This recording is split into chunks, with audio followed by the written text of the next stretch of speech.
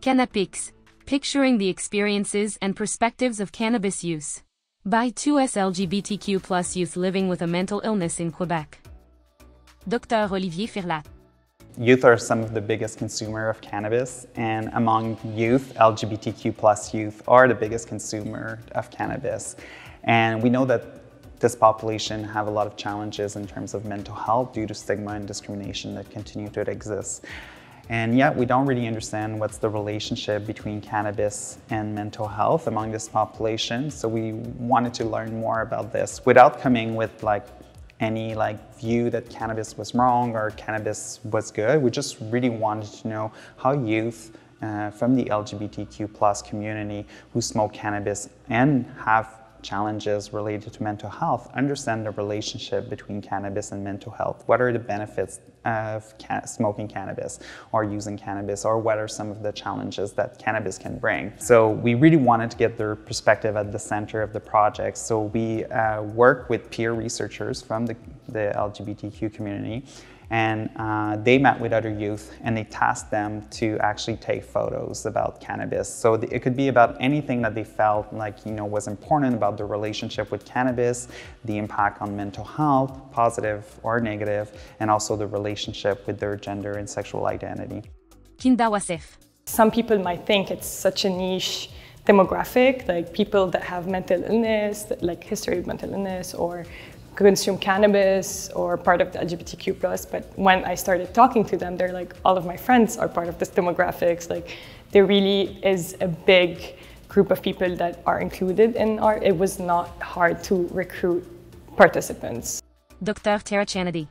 I think there's two different aspects that are very important. It's important to produce academic knowledge. There's not a lot of articles that reflect these kind of introspective uses of cannabis. So I think it's important to contribute to the literature in a more critical manner and not just negative effects of cannabis, and to give a bit to look deeper into that. But at the same time, what's really important in a community-based project is really to give back to the community. And that's why we organized this exhibit. We produced a photo book. For us, it's really important not to stay in this ivory tower. Like, academia sometimes doesn't speak to anything else, and we just stay amongst ourselves and talk amongst ourselves. So I think through this exhibit, through the photo book, through our website, the website also has the exhibit online, we're able to reach out a wider audience. So I think that's very important. And ultimately, we want to try to reach out to more healthcare professionals so that they can adjust their practices. And I think through the use of photos, sometimes a photo speaks 1,000 words and can really have a feeling and an effect on people more than reading an inaccessible scientific article that you need to pay for. So I think we're going to work on disseminating knowledge through different channels. Jana. To see that a lot of people tend to go through similar experiences. So when you see the pictures and you read the quotes, you have a feeling that you're a bit less alone, and some people really share the same experiences.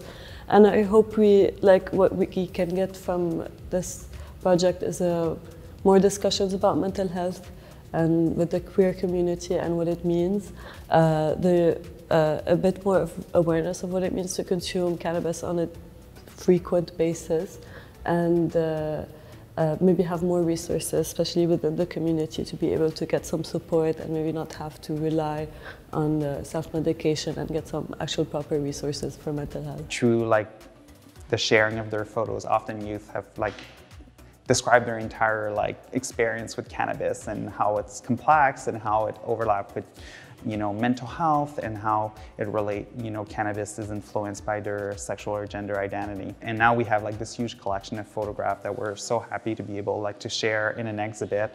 And what we're hoping with this exhibit is that it will create a space where people will be able to talk about those challenges that youth are facing related to mental health access. And we're hoping as well that this will permit also reflections and discussion and help destigmatize both mental illness and cannabis use in the LGBTQ+ community.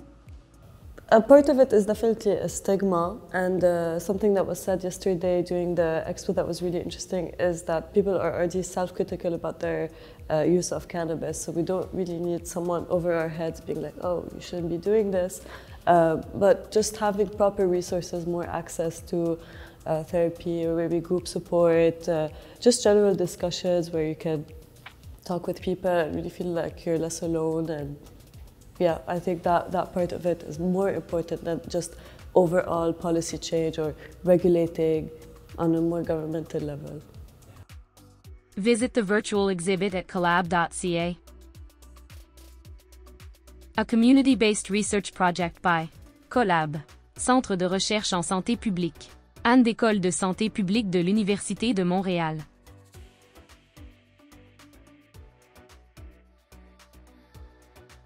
Mental Health Commission of Canada, mentalhealthcommission.ca.